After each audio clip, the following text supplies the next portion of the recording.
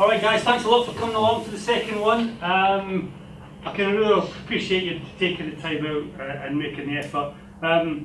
Really what we're going to go through today is the aims. You know what the aims are, and we'll get on to them. We'll talk about CITV Legacy funding. A lot of you know actually about it, but there are some people in the room who might not, and I think it's interesting, just in case you want to share this with other people, other organisations. How to join, if you haven't already. Please thank you, Gav.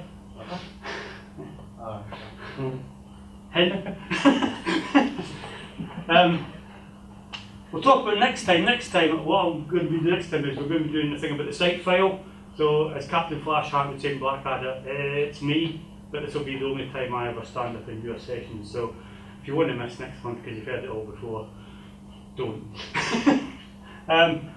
And then we're going to hand over to Rashmi for her to do a bit on contracting. I think it's a really key issue, especially when I talk to you guys and you struggle to get paid. I think this is a real good session to come along to, and I think you'll really learn a lot. And then if there's any Q&A at the end, great. And then as per last month, if we go to the bar, the first round's on us. Okay. So if you want to have lemonade, that's fantastic. So, I mean, really, as I said before, the idea of the construction network is to develop a community of suppliers and tradespeople and experts so that we can all work together to actually help you guys to influence the main contractors and just to be better, really. So those are the aims. So it's about to provide savings on training costs where we can get training suppliers onto supplier lists so we can bring the cost of training down for you, even though you'll still be able to claim it through the CITV. And it's about having this kind of community of support so that there's experts at hand if you want to chat to them. Okay, you're yawning already. Oh, he started. What time did you eventually go home last night after your networking event? Early. Really? Well, what's early? 10 o'clock, I was sleeping. And the fact of the matter is, we're not aware of any other networking thing in construction that's really like this and trying to create this kind of online community. So that's why we really like it. We're already planning a Leeds Bradford group, which will hopefully start in April, May time. And again, this will be an opportunity for you to come back and chat to more people if you'd like to do that. Okay. So, just very quickly, is there anybody in the room that's not aware of the CITV, the funding and what you can get your hands on? Because if not, I'll skip through this pretty quickly. Everybody is, all right. I mean, basically, these are the pots and help that's available. So you've got things like, sadly, you have to pay CITV levy if your salary base is over 80 grand, which is normally 0.5%, but I think they're going to reduce it in April to 0.3. Yeah, and it's 1.25% for your labour-only subcontractors. So the idea is that if you've got subcontractors, you have them labour and materials. They won't come into this, and you'll just be able to claim. Hopefully, the idea is to get you into that 80 grand, so you never pay levy. Okay. These are all the training grants. So there's apprenticeship grants, there's training plan grants, there's short duration training grants. From April, this becomes even easier because as long as you use an approved supplier, they will record the information on the CITV website and you'll automatically be paid. So you know how we have a training plan at the moment, that'll be a thing of the past. Right. It'll just be done. So if you're going to book any training or do anything like that, make sure that they're a recognised CITV supplier. Because if they're not, you won't get funding. I don't come into it, so I'm not a training provider. In terms of funding, as I say, I mean, for all of you, you've used the flexible and structured funds. So there's for companies under 100, there's the skills and training grant that we've used to access funding to support me and support you. If you're over 100, we're down the enhanced incentives route, and that's for large projects, probably over 100 grand that you can get your hands on. And there's ways that we can do that. Okay. like local CITV support in West Yorkshire, there is a construction industry training group, and I'd encourage you all to go along and have a chat to it. It's another opportunity to network. It doesn't meet fantastically regularly, it meets twice a year. The South Yorkshire one doesn't exist, but hopefully as from April it will exist, and it'll be a new training group, and you'll probably know the person who's going to run it. That's what it'll be. Okay, we're just about to put the application in for it, and we should know that reasonably soon. Okay. There's also company development advisors, so there is CITVO support. In South Yorkshire it's a lady called Helen Rowland. In West Yorkshire it's a guy called John Long, if you really need help with advice, helping advice. Okay. So how to join us? It's a standing order, £40 a month, £408 for the year. If you want to pay up front, we'll make it a nice easy for £400. And the bottoms are in, so if you have a chat to Jamie at the end if you haven't already and you think it's going to be the best thing since sliced bread.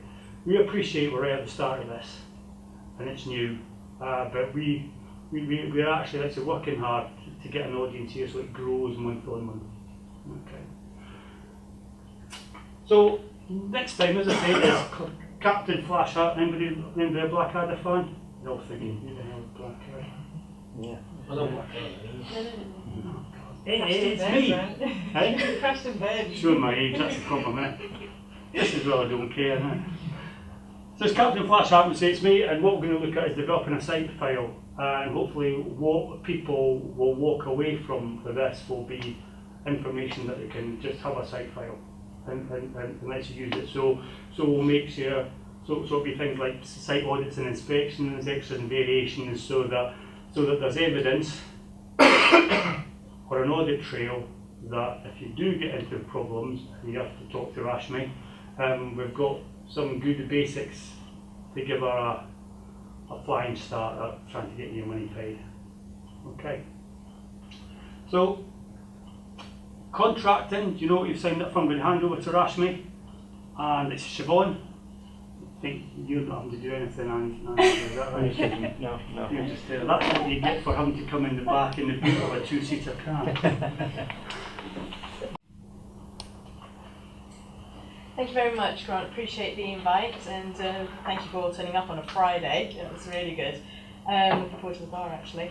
Before I start, I have to do a little caveat on this presentation to say that the material and content within the presentation is prepared for a presentation. Do not rely on it as legal advice for your particular situation, because I don't know what your particular situation is. It's to give you general terms. So it's to give you guidance on how things should be, but don't take it away word for word and go, this is what's going to happen in my case now, because I don't know the facts of your case. So it's just generic. There is a Q&A session afterwards, so if you have any questions, feel free to ask them at the end of it. Just 2 minutes on Legatus Law. We are a firm that specialises in business, but we also specialise in construction engineering, which is very different from just the everyday business because there's different requirements under construction. And we specialise in making sure you get paid as well and making sure your contracts are in place. So what do we do? Well, you've got the contract, and the real question is, what have you actually signed up for? Siobhan? So there are various types of contracts, so apologies if I'm teaching you how to suck eggs, but I just wanted to briefly discuss some of those. So you've got your first type of contract, your lump sum or fixed price contract, where there's a specification, you've tendered for the works, and based on that specification there's an agreed fixed sum for those works to be carried out. Cost plus contract. So this is a contract which is paid based on the actual costs incurred, plus a pre-negotiated sum on top to allow for profit. Your time and materials contract. This is where a contract is paid on the basis of 1, the actual cost of direct labour, 2, the actual cost of materials and equipment, and 3, an agreed fixed add-on to cover the overheads and profits. And fourthly, we've got the unit price contracts. So these are usually in the public works or engineering projects. They're best suited for construction works where you've got a repetitive task that's easily measured. So the contract is paid for the actual quantity of each line item performed. So each unit price includes your labour, your materials, and your overheads attributable to that scope of work. So we have various forms of contract, which I'm sure you'll have heard of, the JCT, the NEC, REBA, FIDIC, ICC, but what's really important is knowing your obligations under those contracts. Looking at the fine print, which unfortunately quite a lot of people don't actually read the fine print, and that's what contains your clauses such as your payment terms and your payless notices, which Rashmi is going to go into now. It's really important to understand the contract. There's certain clauses you need to understand what your obligations are. So most people will skim over a contract or actually just sign the contract. And what you're missing out sometimes is certain obligations where you have to comply by providing a report, for instance, once a week or something. And you haven't done it, nobody's ever chased you, and that's easily forgotten about. You come down to towards the end of the contract and you go, well, you've had quite a few minor breaches because you haven't complied with this. And you're like, what is this? And it's in your contract, and therefore now you're on a material breach because you've never complied with it. And you'll say, yeah, I've never been chased for it. It's not their obligation to. You should have known your contract. And it's just ways of not paying towards the end of the contracts.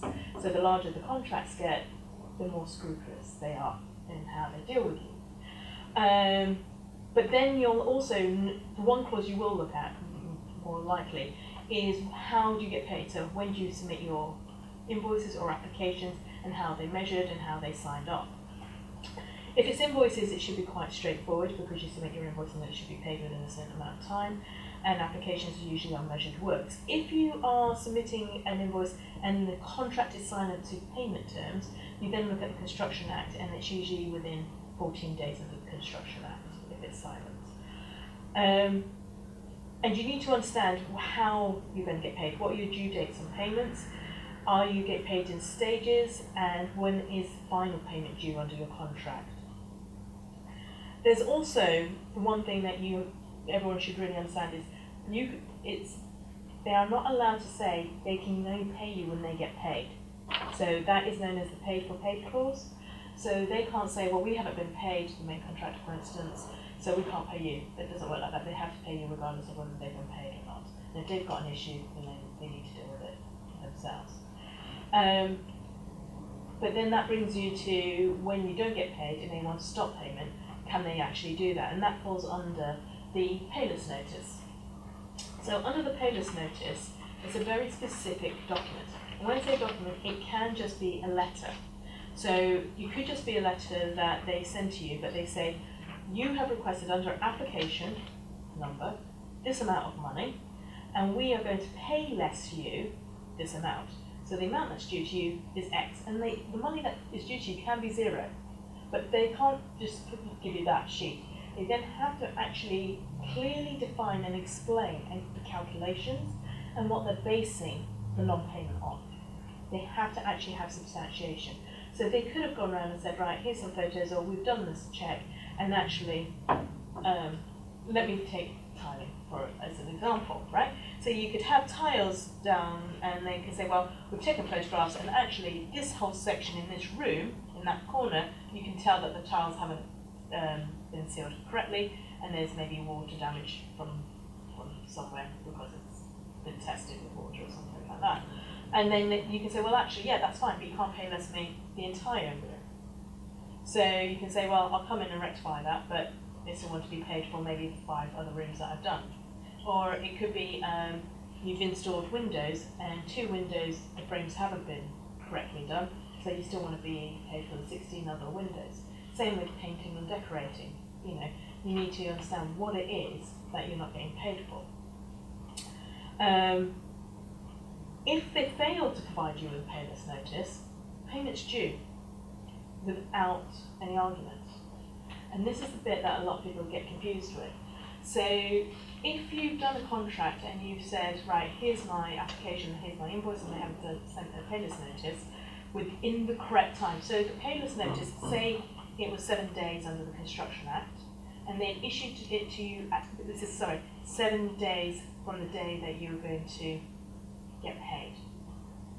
So if your invoice is due on the 7th of March, they can pay you, at the 7th of March, they have to give you the payless notice 7 days before that 7th of March date, so by the end of February.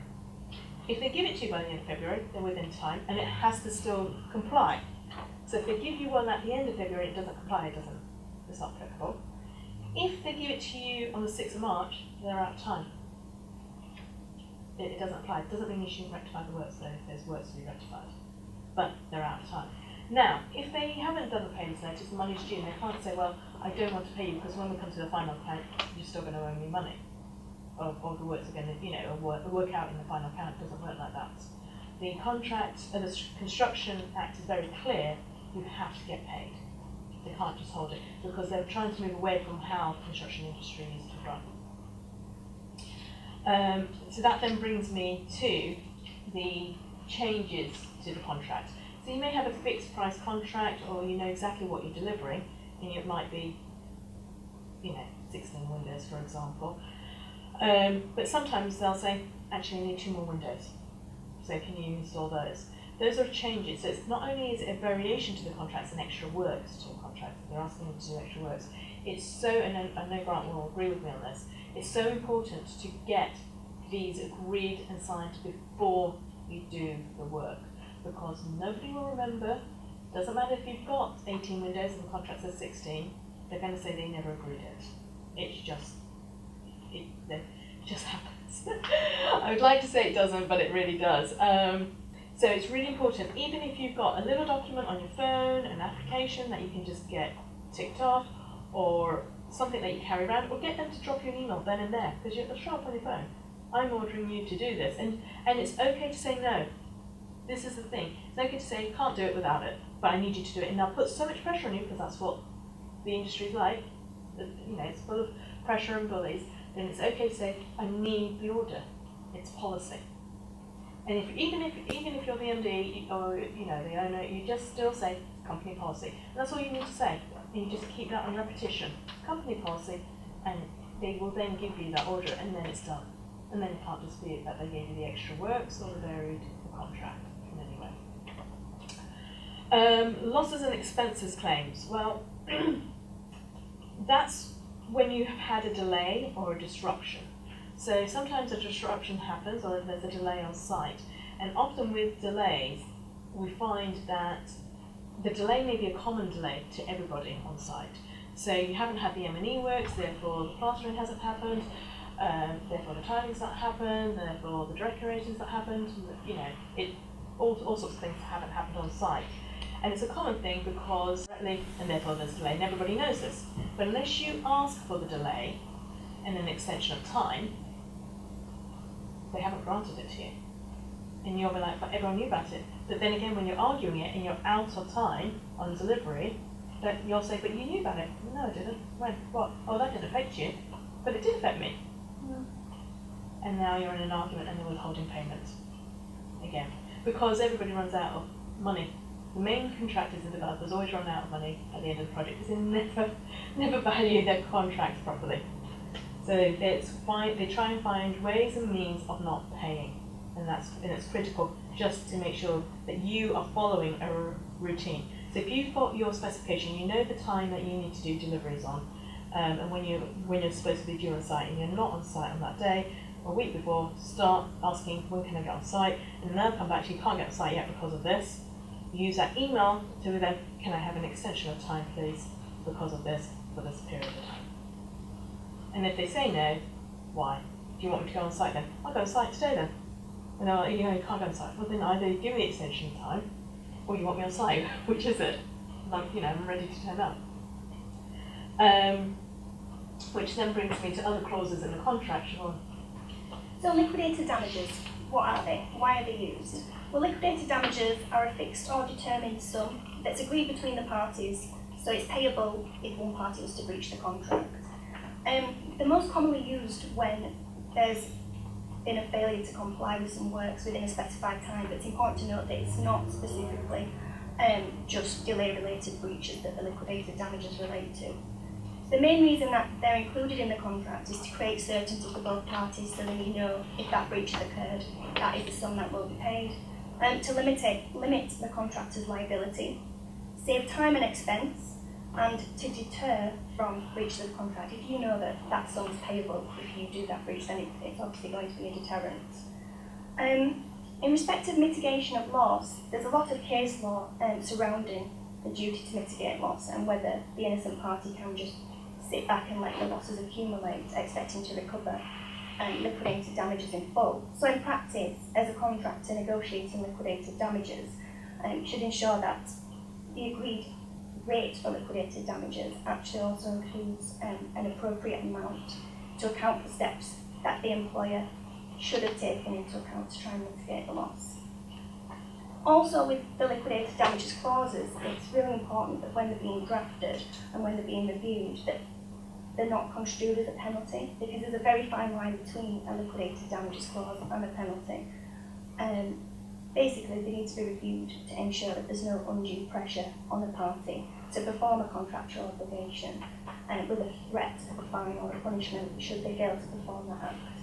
What I would just say on that as well is when you get in contracts and you're reviewing it, there is a thought process that says, oh well, I can't amend it. You know, they're not going to accept any amendments. Try to do the amendments. If they come back and say no, then you know the contract then, don't you? But it's always good just to know what your liabilities are in your contracts and understand your obligations. So just a quick review and see if you can tweak something it's worth asking for. Yeah, definitely. Which then leads us on to termination clauses as well. So majority of the standard form contracts do contain an express termination clause in there that provide the employer or the contractor or either party to terminate the contract in specified circumstances. But terminating pursuant to that contractual right generally means that a notice or notices need to be served. So you need to pay close attention to what that clause actually says. Does it say that there's a specific form, specific content, timing or mode of service that that notice of termination needs to be sent? If that's the case, then you need to follow that to the letter, because if you serve it without following one of those, then it may be deemed to be invalid. As well, if there's no express clause within your contract, then you'll be left with no other option but to look at previous case law. That will determine if there's been a repudiatory breach. So what a repudiatory breach is when a party commits a breach that's sufficiently serious that entitles the innocent party to treat the contract as terminated with immediate effect and then sue for damages. If that's the case and that can be established, it may entitle you to put an end to all the remaining primary obligations for both parties under that contract. So whether to terminate under the contract or at common law is dependent on the type of the breach, the level of damages, and whether the contract does actually say whether it expressly or impliedly allows you to exclude the terms of the contract, excludes you to terminate by common law. So I'm going to hand you over to Rashmi to discuss the insolvency, performance and wrongful termination. So having discussed when people can terminate the contracts, and that's basically if parties haven't complied with something or they haven't followed out the letter of the contract, and people will use that to say you're in breach of the contract and therefore they will try and terminate you. Or equally, you can terminate them because they haven't paid you or they haven't done a variety of things. There are other times when the contract can be terminated, and that's usually if performance hasn't occurred, so either you are not deemed as performing, or actually the main contractor who's employed you hasn't performed either, because they have an obligation, and it's usually more to do with payments than anything else. And helping you in assisting and providing you with whatever their obligations are under the contract, because usually they will have to provide you with access and things like that, and if they keep restricting access, for instance, and not allowing you on site with no good reason, then that can be a reason to terminate the contract. Also, there's something named as wrongful termination, where a party will terminate contracts, but they haven't done it correctly, and therefore then you become, or the party who terminates the contract becomes liable for wrongful termination of the contract, and you can then owe damages to the other party for wrongfully terminating the contract. An example of that will be in a case study that, in terms of breaches of contracts. So what we've done is we're just going to talk about a couple of cases that we've done and taken to adjudications. So where, in this particular instance, we acted for the main contractor on this particular instance, and they didn't issue a payless notice. We're using the law to win the case, which is, I know I've just said you have to issue a payless notice and get paid, so we created an exception, but I wouldn't say this is the norm. by any stretch of the imagination. It's definitely not. But again, if you just, if you can dig deep enough and you have enough documentation, you keep all your photographs, your emails, and you keep all the documentation, it's amazing what you can find in that documentation to argue a point sometimes. So I would say make sure you keep all your documentation, keep all your photographs as much as possible. In this particular instance, we had the subcontractor had terminated the contract. So they literally walked off site and said, you're not paying us, we're walking off site. There was already an argument as to whether there was one contract or 8 contracts. So they had been given purchase orders for electric, for tiling, for plumbing, for ventilation and any work. So they had 8 different purchase orders, and they argued it was all for one site and therefore it's one contract. It was determined there was 8 contracts, and the reason it was 8 contracts is they all had different purchase orders numbers, but they also had all different order dates. So they were given at different times. If they were given at the same date, there may have been an argument that it was one contract with different purchase orders. But because the dates were so varied within 6 months, they were deemed to have separate contracts. So you need to be careful whether you're operating under one contract or several contracts. That's really a good point to note. But also, what the subcontractor had said is that the main contractor had failed to make payments on several interim applications for work carried out under the agreement on the project, including multiple interim applications for electrical work. So they were suing particularly for electrical works on this. And the sums remained unpaid. They said because of their conduct for failing to pay on numerous times and on multiple packages, they thought that would deem termination by the main contractor, and therefore they had no obligations to stay on site. The argument went on to say that because they had failed across all of the contracts, and not just the electrical, that the thing is they paid less notices than all of the other ones. But what they were saying is it was not done in good practice, and it was just they had no intention of paying because they didn't do the payments notice on the electrical, and still weren't paying on the electrical. So failure to make payment across the various packages of the works determined the main contractor's intention in respect of the electrical works, namely that they did not wish to be bound by their obligations to make the payment sums supplied. So therefore the subcontractor was allowed to walk off site. Now they lost on that case, partly because we were acting as main contractors, but they lost on the case because what we had done is we found the wording within the contracts. Our clients kept great photographic evidence that they hadn't had the site mobilised for a very long period of time, the subcontractors, you see. And that in itself was an issue. Now, whether they needed to or not, they couldn't argue it because they didn't have the right documentation. And we managed to argue it because we had the right documentation. So documentation is very important in these arguments. And at the end of the day, everybody just wants to get on site, do the job, get paid. And you're out of pocket already because you paid for your materials and sometimes maybe labour as well. So it's just really, really important. The minute somebody stops paying you, to say to them, and make sure that you've got payless notice. If they haven't served you with a payless notice within the time, money's due. And you need to know what you're going to send to them to say that the money is due. Siobhan. I'm just going to touch upon briefly what Rashmi said about the keeping good records, because this case study that went to adjudication as well, we had to use a lot of photographic evidence and timesheets to show that the site was mobilised. So this was a dispute between the employer and the contractor. The project was held up for reasons that was down to the employer, but they were trying to say that the delay was in respect of the contractor. So the employer sought to terminate, saying that the contractor had not proceeded regularly and diligently with the contract. So the contractor claimed that that termination was defective to the point that that caused a repudiation of the contract. The contractor said that they were in fact proceeding regularly and diligently, and that's where the evidence was required, because we had to use the photographs and timesheets to show that the site was mobilised at the point where the employer was saying they were carrying out their works. So the adjudicator did decide that the employer was in repudiatory breach and the contractor was entitled to damages.